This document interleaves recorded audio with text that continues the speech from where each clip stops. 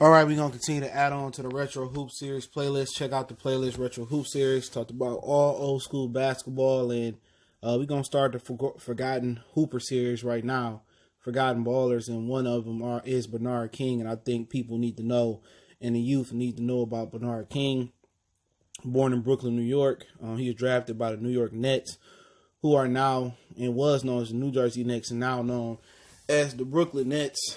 And we get into Bernard King, and one of the reasons I remember Bernard King is because I'm a basketball historian, and I will go back and watch him duel with Isaiah Thomas in Game 5 in the 1984 playoffs, which Bernard King averaged pretty much 40 points that series. He had 36 in Game 1, 46 in Game 2, 46 in Game 3, another 40 in Game 4, and he averaged he had another 40 in Game 5, which he outdueled a young Isaiah Thomas. But hit that subscribe button, bell icon button, share the videos, and urge you, after watching this video, you're going to want to watch this game, how efficient and smooth Bernard King was. He went to the University of Tennessee. Pretty much believe they retired his jersey there. And yeah, man, he was drafted by the New Jersey Nets. Now they are known as the Brooklyn Nets. Traded to the Utah Jazz, then to Golden State, and then he ended up in the New York Knicks. Is when I remembered him.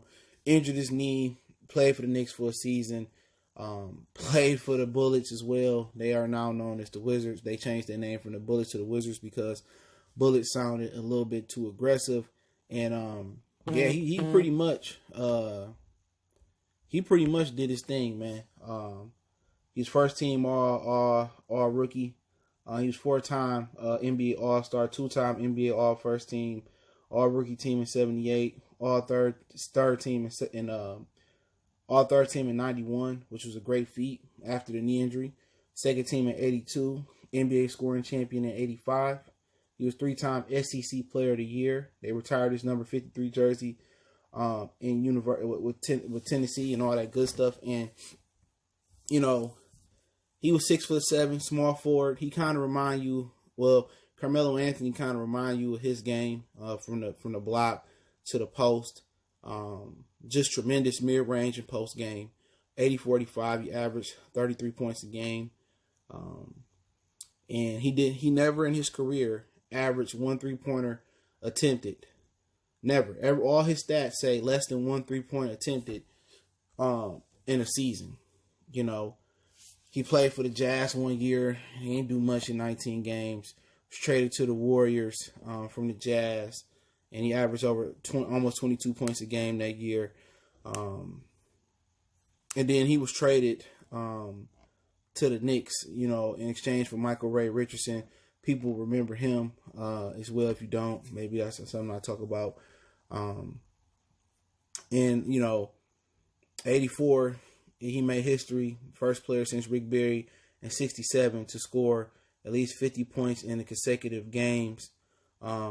He shot 20 for 30 with 10 free throws. When it's 117-113 victory over San Antonio Spurs on January 23rd. King followed that performance with a 50-point performance against Dallas. I mean, he was just a scoring machine. I can just talk about everything he did. We played Dallas. He drew 13 fouls on defenders of Mark Aguirre, who won the chip with the Pistons at Dallas at the time. He shot 20 of 28 from the field with 10 free throws versus Dallas in his 50-point performance, 105-98 win over them. Christmas Day, you know, most people remember this one. The old timers, '84, King lit up Jersey, going back to the Nets, which he got drafted by, for 60 points. They lost, becoming just the 10th player in NBA history to score 60 or more in a single game. King has scored 40 by halftime and finished on 19 of 30 shooting. Talking about efficient, 19 of 30 shooting. We talked about 20 of 30 shooting, and you know, he just was efficient. Watch his game, something to pattern off of. 22 from 26 from the free throw line. You know, and what happened to him, you know, he suffered an ACL injury, which at the time was seen, you know, career ending. Torn cartilage, broken leg, you know, while planning under the hoop, attempting a block during a Kansas City Kings, Reggie Theus, he tried to dunk, and this, and he tore his whole leg up. He had reconstructive surgery, caused him to miss 86 season. At that point, the NBA player had returned from such, at this point, no NBA player had returned from that surgery. He did come back, and like I said, he was third team on NBA 91. He was traded to the Bullets,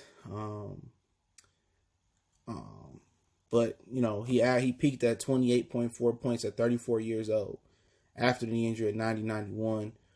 Then he ended up had a short stint with the Jersey Nets, going back where he started, and he had to retire due to a knee injury. And you just look at his stats; they were amazing. First 2 years in the league, he averaged 24.2 as a rookie, 21.6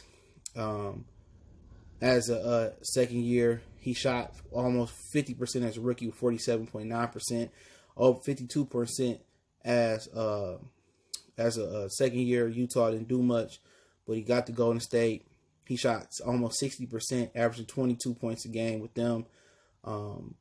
He averaged another 56%, at his second year with Golden State. But the Knicks, when he went to the Knicks, is what most people remember him as. And, he shot, first year with the Knicks, he shot 52. Second year, he saw 56, 53. And then he was injured, I believe, at some point at the last season. So he averaged almost 33 points a game, shooting 53%. The year before that, 26, 21. So he was efficient. And in the 90-91 season, after the knee, he came back. He averaged 28.4 points a game, man. And, he was amazing, man. He was a solid rebounder, too. He peaked at 9.5. He was right around that 7 mark. And one of the reasons why I like Bernard King's game, after I get that out the way, it was efficient. He Melo patterned his game after Bernard King. Now it's a little bit more modernized because the 3-point shot is more glorified and Melo took more threes. Obviously, it was a different ball game, but Bernard King block game was unstoppable. He was a small forward, but he had the block game of a power forward or center. The way he turned and his footwork and his mid-range game just shows you don't need a three-pointer. He was a very, very efficient player. Can get to the rim, and he played below the rim. He could dunk, but he was a guy that played below the rim, and just would light you up. The Pistons and Kelly Tribuke and Isaiah Thomas in '84 had no answer for him. His range was high. I mean, his release was high. Just the way he was crafty and he can get to the rim, he can use his body. He was a very, very skillful player on the block. And they you just didn't have no answer for it because it wasn't that he was quick or he was strong or he was fast.